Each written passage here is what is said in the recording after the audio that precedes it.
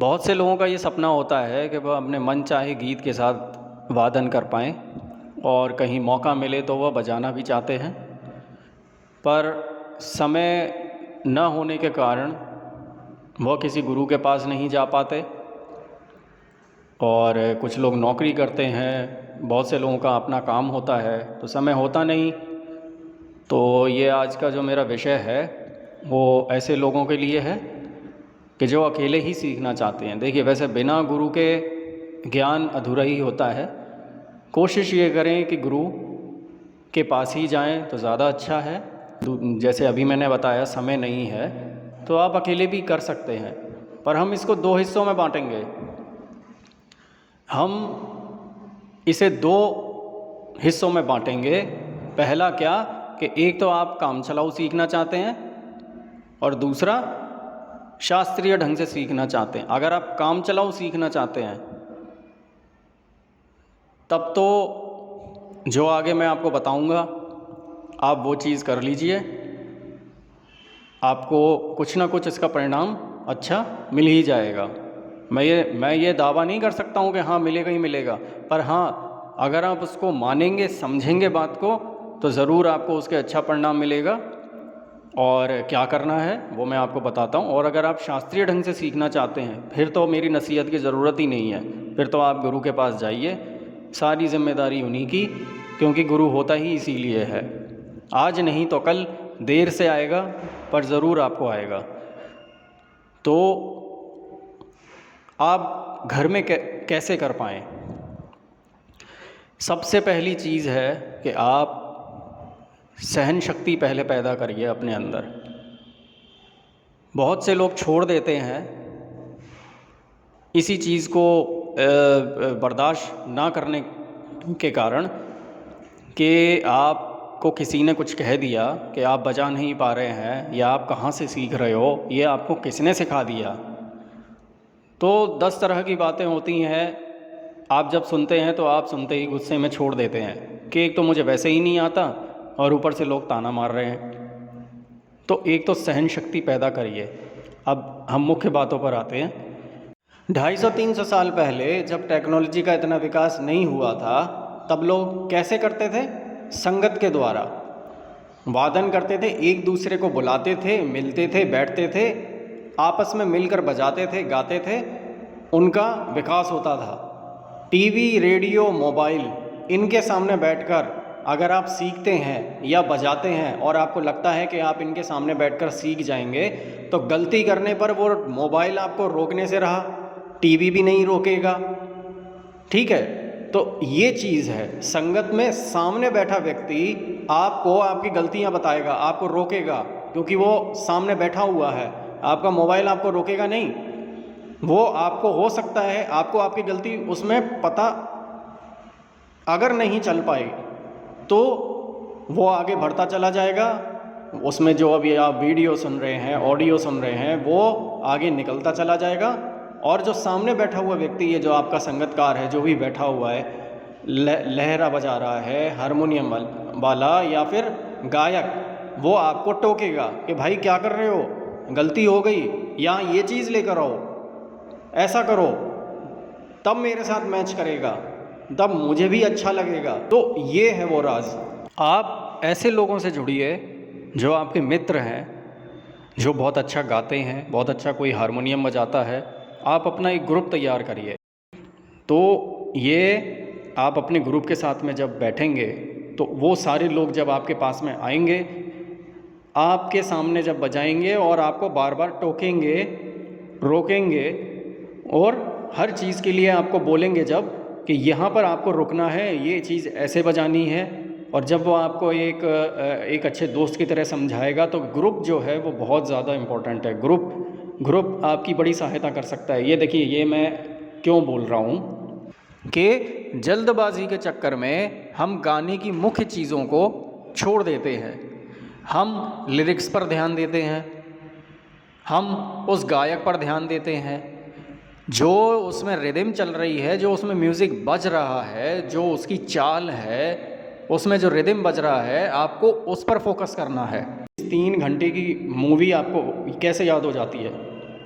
3 घंटे की मूवी का एक एक डायलॉग इंसान को याद हो जाता है, क्योंकि आप उसको फील कर रहे हैं। आपने उस चीज़ को, सामने चलने वाले दृश्य और संगीत को इतना ज़्यादा महसूस कर लिया, उसको आप इतने ध्यान से देख रहे हैं। ये नहीं कि आपने पैसा खर्च किया है, आपको मज़ा आ रहा है, आपको अपनी मनचाही फिल्म देखकर मज़ा आ रहा है या संगीत सुन के बहुत मज़ा आ रहा है, और वो आपने देखा होगा अपने आप हाथ चलते हैं। तो ये दिमाग हमें हमारा बताता है, समझाता है।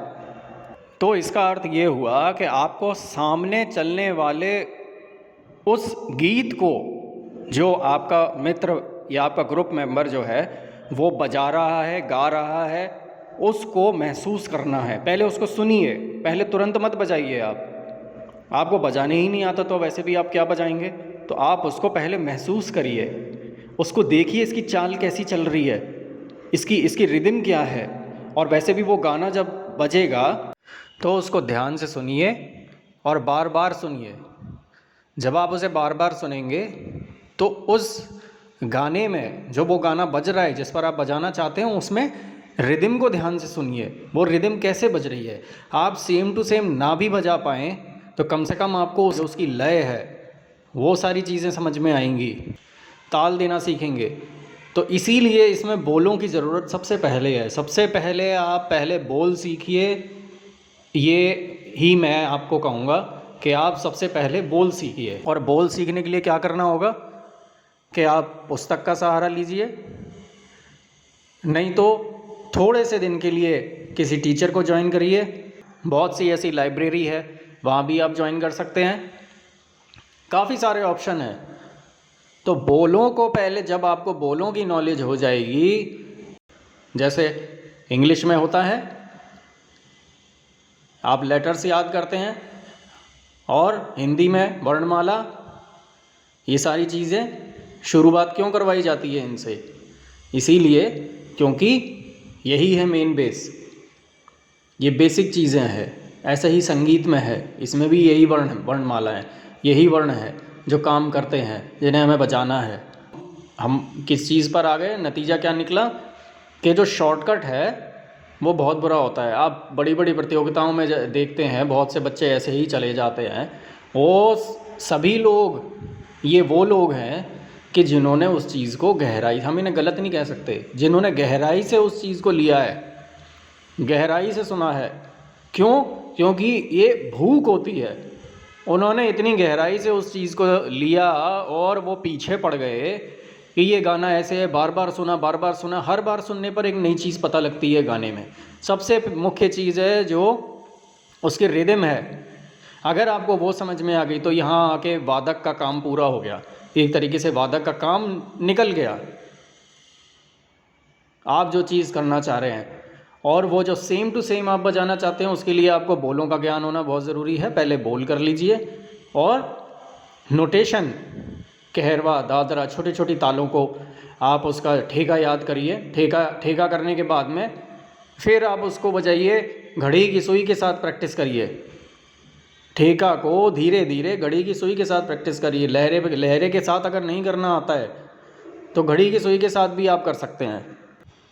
ताल पर किस तरह से पकड़ हो, लय का अच्छा ज्ञान हो, लय की कम से कम आपको कुछ जानकारी हो, उसके लिए सेकंड की सुई, जो घड़ी में सेकंड की सुई है, उसको आप फॉलो कीजिए। जो बेसिक बोल हैं आपके, जैसे ना, तिन, धिन, धा, इस तरह के जो बोल हैं उसको बजाइए। इसके साथ साथ बजाइए, सेकंड की सुई के साथ साथ बजाइए, उसके साथ साथ चलिए। फिर इनको डबल करिए। और अगर आपने कोई छोटी सी ताल सीखी हुई है, कहरवा ताल, दादरा ताल, इन बोलों को सेकंड की सुई के साथ साथ बजाइए। क्यों? क्योंकि वो सामने रहकर आपको बहुत मदद करेगी, तब आप लहरे के साथ बजा पाएंगे। अगर आप किसी भी कलाकार से पूछेंगे, वो कितना भी बड़ा हो, कि आपने अपने पीछे के जीवन में क्या क्या देखा, कैसे सीखे, किन से सीखे, क्या क्या किया, अब आपका अनुभव क्या रहा, तो कुछ ना कुछ तो बुरा आपको ज़रूर मिलेगा। कुछ बातें ऐसी आपके साथ भी होंगी। जब आप इस सफ़र पर निकलेंगे तो आपको कुछ बातें जो है शर्मिंदा भी करेंगी, बट आपको यहीं पर झुकना नहीं है। ठीक है। बाकी जो मैंने आपको बताया कि बोलों का अभ्यास करिए, पहली चीज़ वो शॉर्टकट सबसे बुरा होता है। जो आप कहीं ना कहीं शॉर्टकट ज़रूर मार रहे हैं, आप कहीं ना कहीं शॉर्टकट ले रहे हैं जिसकी वजह से बाधा पैदा हो रही है। एक शॉर्टकट, दूसरा लोगों की बातों को सुनकर 10 तरह की चीज़ों को अपने दिमाग में आप ला रहे हैं। ये बात है, यही चीज़ हमें रोकती है। तो मैं उम्मीद करता हूँ कि इन बातों से आपको थोड़ा बहुत सहारा मिलेगा, कुछ सहायता मिलेगी। ये वैसे बातों से कुछ नहीं होता है, इतना तो सब मैंने बता दिया, पर करने से होता है। आप अगर प्रयास करेंगे, मैं जानता हूँ या वो सभी कलाकार जानते हैं कि कैसे धक्के खाकर, जगह जगह धक्के खाकर, खरी खोटी सुनकर, लोगों से पता नहीं क्या क्या सुना, और तब जाकर जो भी कलाकार हैं दुनिया में, वो चाहे कहीं का भी हो, वो अपना काम चला रहा है और वो कुछ लोगों को बता पा रहा है कौन छोटा है और कौन बड़ा कलाकार है। ये तो कोई भी इंसान दावा नहीं कर सकता, और ना ही ऐसा करना चाहिए। अच्छा गुरु देखिए और अपना प्रयास जारी रखिए। यही बातें मुझे आपको बतानी थी। आप सभी का बहुत बहुत धन्यवाद।